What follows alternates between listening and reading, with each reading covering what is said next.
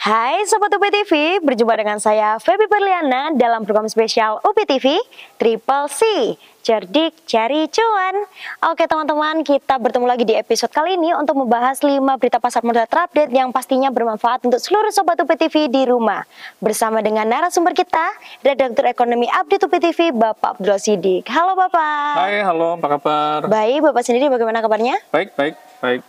Dan kita sudah di awal bulan Juni ya? Iya.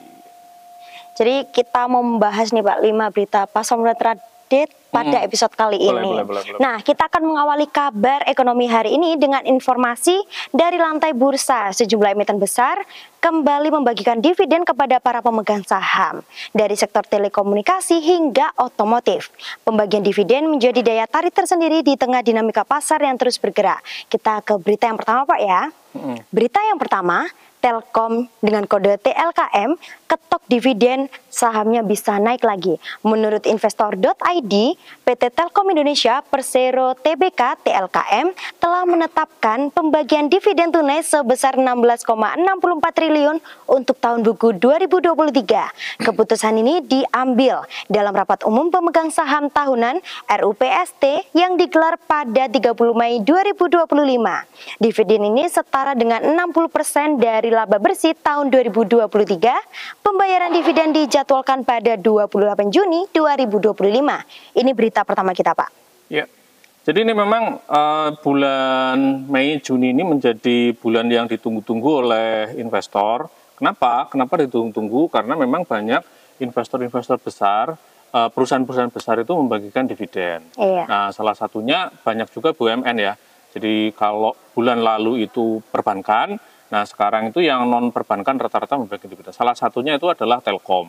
Jadi Telkom ini juga sama, dia membagikan dividen yang besar dan itu setara dengan 7,5% yield dividennya. Jadi itu kan lebih tinggi dari deposito ya. Nah ini menjadi kabar baik bagi investor dan memang kemungkinannya memang hasil risetnya para analis memang untuk tahun ini itu rata-rata BUMN itu akan membagikan dividen besar. Kenapa? Karena mulai tahun ini dividen yang disetorkan itu tidak lagi ke Menteri Keuangan tetapi disetorkan ke Danantara. Jadi untuk modalnya Danantara untuk diputar lagi di investasi-investasi yang lain sesuai kebijakan pemerintah. Nah, kalau tadi dikatakan potensi sahamnya itu masih naik lagi, ya memang betul. Jadi memang diperkirakan sahamnya itu masih akan naik, terutama hingga nanti cum date-nya. Kalau hari ini memang dia turun ya, turun 1,77% atau turun Rp50. Jadi hari ini diperdagangkan di 2.770. Memang untuk hari ini ya, waktu kita tapping ini tanggal 2 Juni, memang diperkirakan indeks itu akan turun. Jadi salah satu sentimennya itu adalah faktor eksternal ya. Jadi perang tarif ini, jadi beberapa keputusan Trump, terutama terkait dengan tarif yang dikenakan di Eropa itu akan berdampak di indeks kita. Gitu. Tapi kalau untuk Telkom, so far sih kita lihat kinerjanya juga bagus ya. Terus meningkat gitu Pak ya. Kinerjanya bagus, terutama ditopang oleh anak perusahaannya itu Telkomsel. Iya. Nah, dia yang juga kontribusinya terhadap Telkom secara pendapatan dan secara dividen juga besar. Gitu. Oke, luar biasa sekali Pak ya. Terus bagaimana nih Pak Telkom menjaga keseimbangan antara pembagian dividen kepada pemegang saham dan kebutuhan diinvestasi jangka panjang di sektor teknologi dan infrastruktur digital Pak? Kalau kita lihat dividen payout ratio-nya yang dibagikan itu kan 89. Yeah. Jadi dia itu kan masih menyimpan 11% dari laba yang itu digunakan untuk menambah modalnya. Jadi saya pikir Telkom sudah memikirkan ya kebutuhan tahun 2025 dan dia sudah mencadangkan 11% dan yang dibagi itu kan hanya 89%. Jadi kalau kita lihat dari sini sepertinya memang Telkom sudah memikirkan matang-matang sudah menyiapkan strateginya ya, Pak ya. Jadi antara dividen yang dibagi dan laba yang tetap ditahan untuk menambah kemampuan operasional perusahaan. Agar jadi kalau bisa diputar. Ya beberapa analis memang memperkirakan harganya masih naik hingga 2.830. Jadi kalau hari ini kan tadi hari ini itu di 2.700 berarti masih ada potensi kenaikan di atas Rp100 lah per lembar sahamnya. Oke, luar biasa sekali Pak ya. Semoga Telkom bisa semakin meningkat Pak ya. Baik Pak, kita sudah membahas berita pertama kita akan melanjutkan ke berita kedua kita. Berita kedua, catat tanggal mainnya. MPMX guyur dividen senilai 120 per lembar. Menurut emiten news.com, PT Mitra Pinastika Mustika Tbk atau MPMX akan membagikan dividen tunai sebesar 525,57 miliar atau 120 per saham kepada para pemegang saham. Dividen ini diambil dari sekitar 90,2% laba bersih tahun buku 2024 yang mencapai 582,47 miliar. Cum dividen di pasar reguler dan negosiasi jatuh pada 10 Juni 2025 dengan pembayaran dilakukan pada 26 Juni 2025. Ini berita kedua kita Pak. Ya, ini juga sama, salah satu emiten walaupun bukan big cap ya, saham yang menengah yang dinanti oleh investor. Jadi MPMX itu kalau misalnya Febi ngerti merek motor Honda enggak? Tahu. Nah, MPMX ini adalah distributor Honda untuk di Jawa Timur dan Nusa Tenggara Timur. Nah, MPMX ini memang terkenal royal membagikan dividennya. Jadi kalau tahun lalu itu 115, tahun ini dia naik menjadi 120 karena memang laba dia naik. Iya. Dan ini dividennya besar. Jadi kalau dilihat yieldnya itu mencapai 10% lah, kalau enggak salah 10%. Jadi kalau misalnya Febi punya 100 juta gitu kan ya nilai saham MPMX, maka Febi akan mendapatkan 10%-nya atau sekitar 10 juta dividennya yang dibagikan. Cum date-nya memang tanggal 10 Juni ini, jadi cum date itu adalah hari tanggal terakhir di mana investor itu tercatat namanya untuk mendapatkan dividen. Kalau sehari setelahnya itu disebut ex-date dan memang pembayarannya tanggal 26. Memang MPMX ini memang terkenal dia kalau membagi dividen itu besar, sehingga memang kalau Juni ini banyak investor yang menantikan saham dari MPMX. Jadi cuma memang kalau ingin masuk dan mendapatkan dividen MPMX, memang masuknya tidak bisa mendekati Juni. Jadi masuknya itu kalau bisa itu di awal tahun atau di akhir tahun. Sebelum itu, Juni sebelum gitu Pak ya? Juni, karena biasanya harganya masih lebih murah ya. Jadi kalau kita lihat ya pada awal tahun kemarin, misalnya kalau dilihat awal tahun kemarin itu harganya masih di bawah 1000.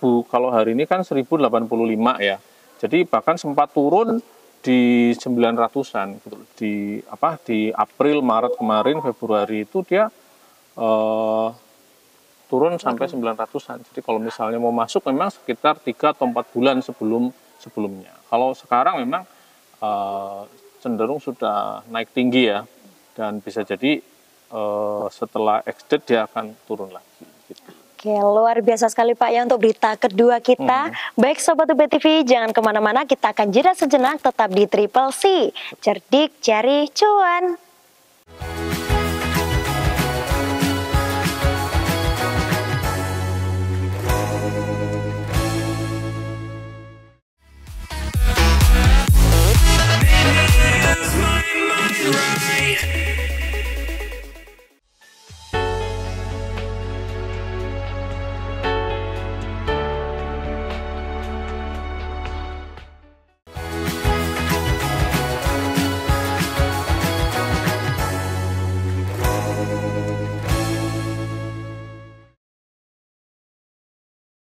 Baik Sobat UB TV, terima kasih tetap di tayangan kita, tayangan Triple C. Kita akan melanjutkan ke berita yang ketiga.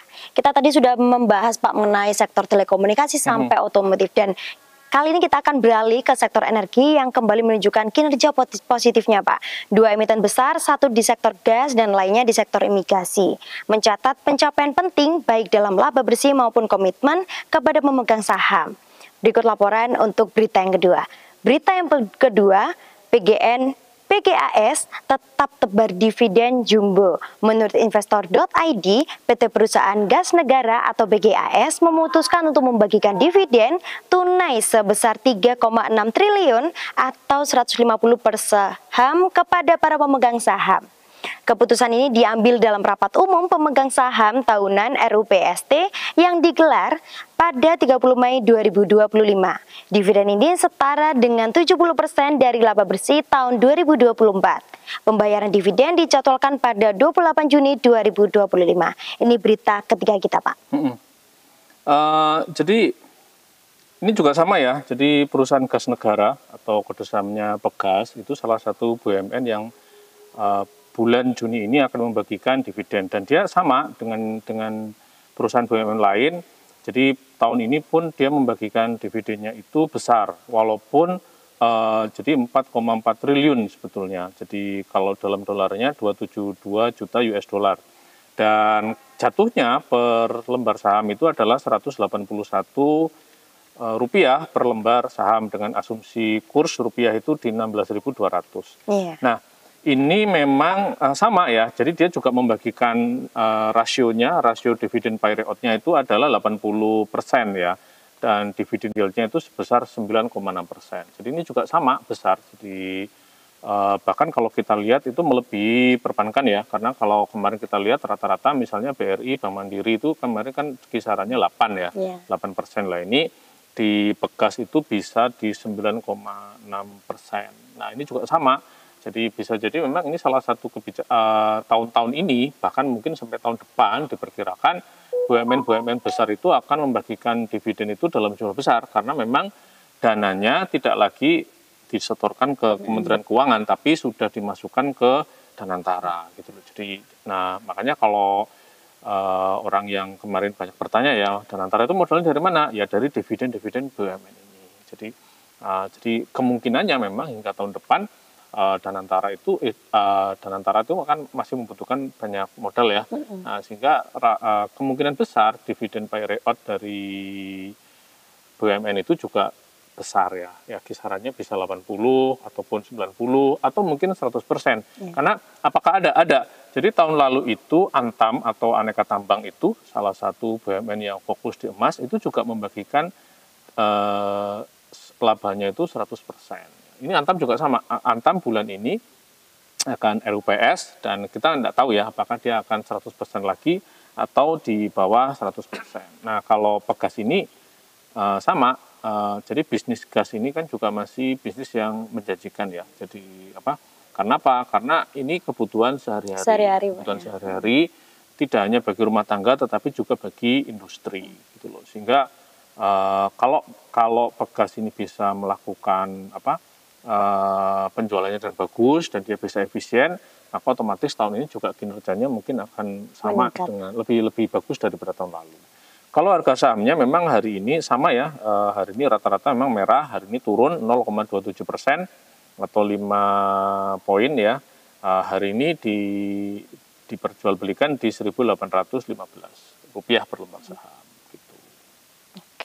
Luar biasa sekali Pak ya untuk berita ketiga kita mengenai sektor di Pertamina Gas Negara. Oke, kita akan melanjutkan ke berita yang keempat Pak. Ini juga tidak kalah menarik juga. Kita akan bahas mengenai Medco Energi. Berita yang keempat, Medco Energi dengan kode MEDC raih laba bersih senilai 298 miliar kuartal 1 per 2025. Menurut bisnis.com, PT Medco Energi Internasional (TBK) atau MED mencatatkan laba bersih sebesar 18 juta dolar Amerika atau sekitar 298,18 miliar pada kuartal 1 per 2025. Penurunan laba ini dibandingkan kuartal sebelumnya disebabkan oleh rugi besar dari PT Aman Mineral Internasional atau AMMN selama proses penyelesaian komision smelter baru. Meskipun demikian, Medcom tetap menunjukkan disiplin keuangan dan ketahanan operasional. Ini berita keempat kita, Pak. Ya, jadi kalau tadi Pegas merupakan perusahaan gas negara ya, milik pemerintah. Kalau Medco ini juga sama, dia perusahaan tambang tapi lebih banyak ke minyak ya, ke minyak tapi milik swasta. Jadi salah satu, jadi perusahaan ini merupakan dimiliki oleh Pak Arifin Panigoro, salah satu pengusaha Indonesia.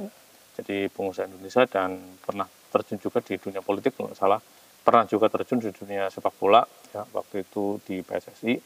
Nah, ini sama ya, kalau kita lihat kuartal pertama kemarin tahun ini dia bisa membukukan laba bersih yang sebesar 298,18 miliar, dan ini memang lebih, kalau dilihat dari kuartal terakhir 2024 memang dia turun 18 juta US dollar.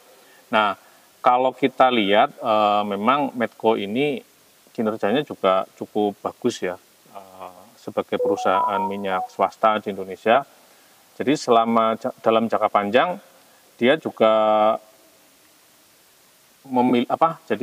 memiliki perusahaan itu kan juga dia punya salah satu perusahaan yang dimiliki itu adalah PT Aman Mineral Internasional. Jadi kalau kita lihat memang sesuai kebijakan pemerintah hilirisasi energi, maka Aman itu banyak proyeknya kan tahun-tahun kemarin dan tahun ini kan menyelesaikan smelter gitu loh. Jadi kalau menyelesaikan smelter ini kan berarti pendapatannya kan memang belum ada ya. Makanya kalau tadi dilihat masih ada rugi bersih karena memang ada investasi baru di bidang pembuatan smelter. Jadi kalau sekarang memang dimulai dari pemerintahan Pak Jokowi dan diperkuat di pemerintahan sekarang Pak Prabowo, memang Indonesia kita sudah tidak boleh lagi mengekspor hasil tambang atau mineral dalam bentuk mentah, tapi harus diolah. Diolah dulu Pak ya? Ya, jadi misalnya kayak nikel, emas, terus kemudian minyak dan sebagainya, itu harus diolah. Nah, tempat untuk mengolah itu yang disebut dengan smelter. Nah, pengolahan ini kan membutuhkan investasi baru, tempat baru, teknologi baru. Nah, itu yang kemudian memang ada yang sudah selesai dan ada yang sudah belum. Cuma memang kalau kemarin pekan lalu mengacu pada keterangan Menteri SDM kita, Pak Bahlil Lahadalia, memang pada bulan Juni ini akan ada groundbreaking untuk smelter, pembangunan smelter terutama di bidang nikel. Gitu. Nah, kalau Medco ini kan memang fokus di minyak dan gas ya. Sama juga memang mereka juga melalui PT Aman itu yang mengelola mineral. Nah sekarang juga sama, mereka mau melakukan pembuatan smelter, gitu. Walaupun mungkin belum beroperasi ya.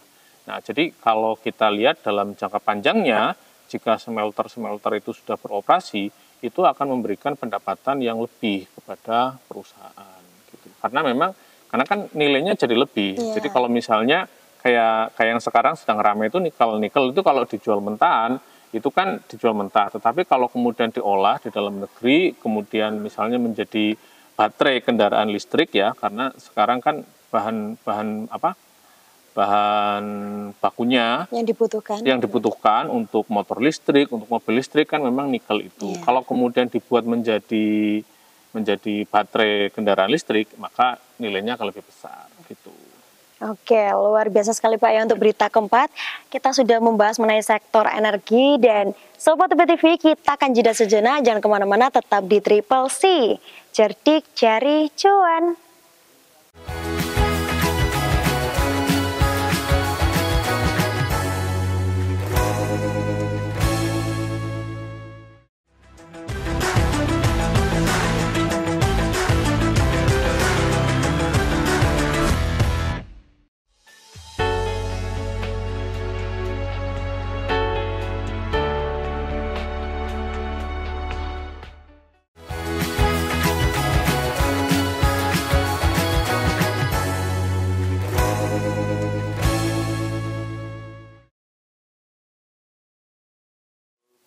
Hai Sobat TV, terima kasih tetap di tangan kita tayangan Triple C. Selanjutnya kita akan membahas berita yang terakhir kita. Ini nggak kalah menarik juga dari berita sebelumnya.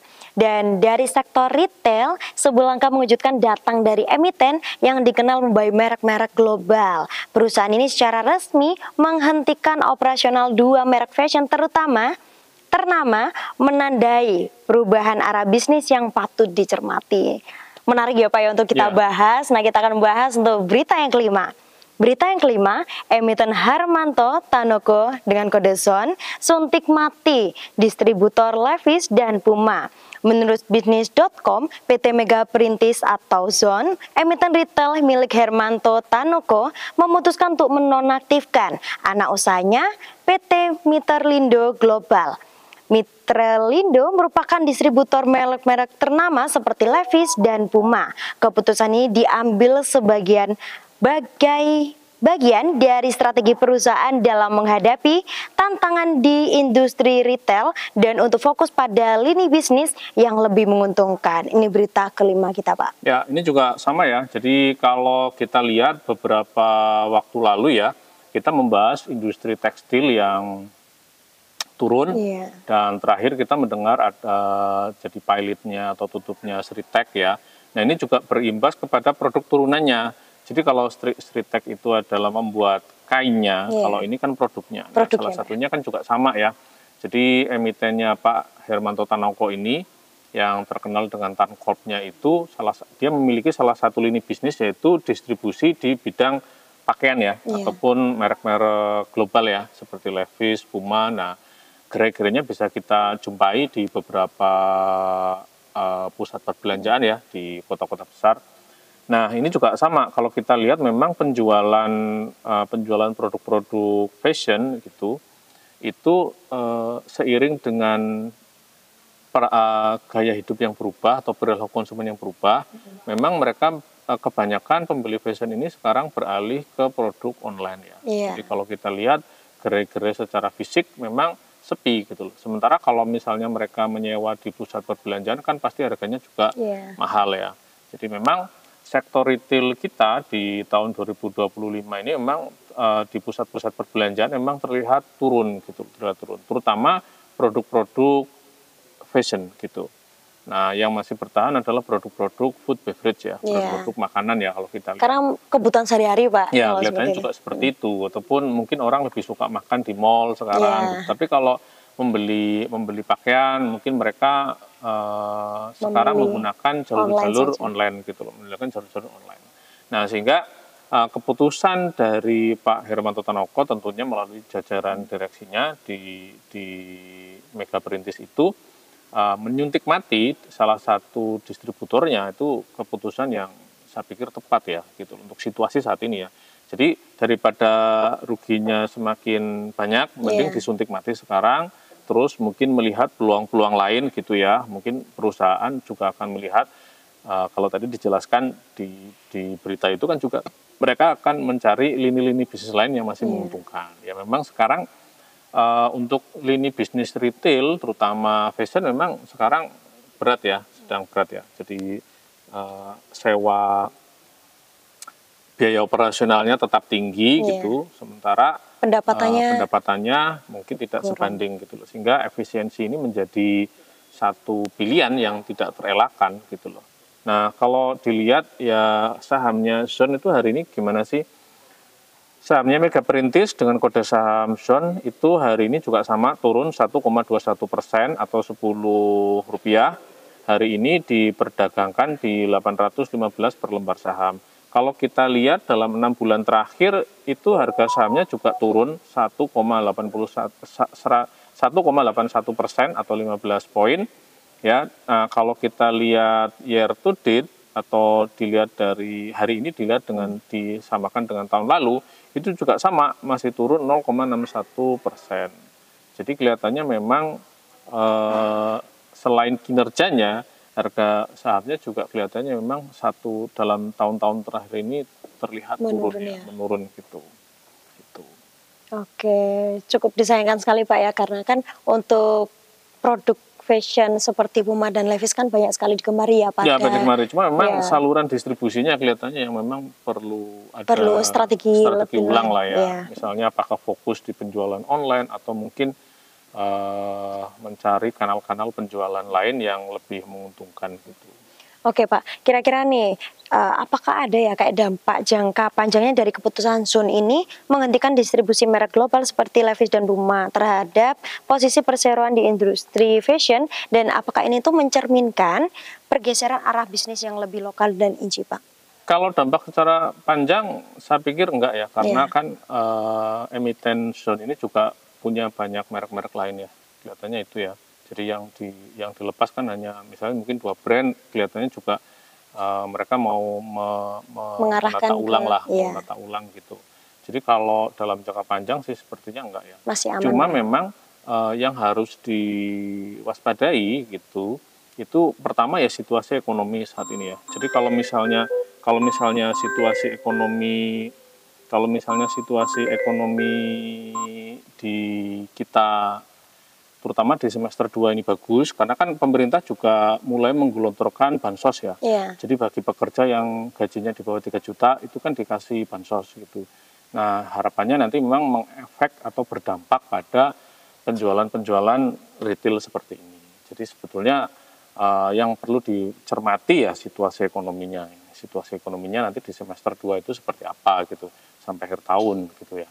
Nah kalau misalnya tadi apakah ini mencerminkan situasi ekonomi, ya memang kalau kita lihat ya, sejak dari awal tahun sampai kita sudah masuk bulan ke-6, memang salah satu yang terpukul itu memang sektor retail ya. Kalau kita lihat kemarin orang berharap pada momen Ramadan dan Idul Fitri, tetapi kita melihat, semua juga melihat berita-berita juga ada catatannya pemudik menurun gitu ya. Jadi terus tingkat pembelanjaan itu juga tidak sebesar pada Idul Fitri tahun sebelumnya gitu ya. Itu kan dampak-dampaknya seperti itu. Nah kalau menggunakan momentum keagamaan kan paling tinggal akhir tahun, Natal, tahun baru kayak gitu kan ya. Itu pun belum bisa menjamin. Itu pun belum, ya, belum menjamin ya. Kalau misalnya situasinya ekonomi kita bisa nanti pertumbuhannya bisa tetap di atas 5%, mungkin ada harapan gitu. Tapi kalau misalnya nanti 5% pun agak berat, ya kelihatannya sektor retail ini yang akan terpukul juga.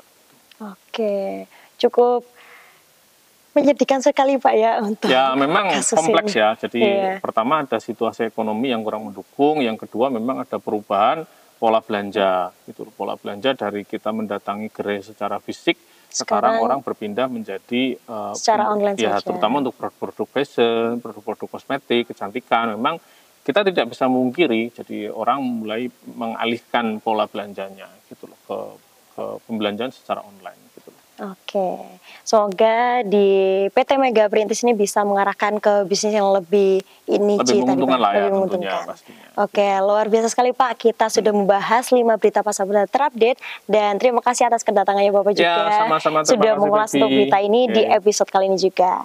Dan ini mungkin ya Baby ya, bagi teman-teman yang menonton, mereka bisa request gitu ya, bisa request misalnya ingin dibahas emiten apa, kayaknya kita juga bisa tinggal ini aja. Komen aja ya di YouTube gitu. Baik Sobat UPI TV, kita sudah mengulas 5 berita pasar modal terupdate pada episode kali ini. Semoga berita ini bisa bermanfaat untuk seluruh Sobat UPI TV di rumah. Benar yang dikatakan oleh Pak Siri tadi, buat teman-teman bisa request loh untuk berita yang akan kita bahas untuk episode selanjutnya. Semoga berita ini bisa tersebar luas oleh Sobat UPI TV dan bisa bermanfaat untuk seluruh Sobat UPI TV di rumah. Buat teman-teman semuanya, jangan lupa untuk share, komen, dan subscribe channel kita ya, agar bisa terus kita salurkan informasi terkini, episode terkini mengenai 5 berita pasar modal terupdate. Terima kasih sudah menonton, sampai jumpa. Triple C, cerdik cari cuan.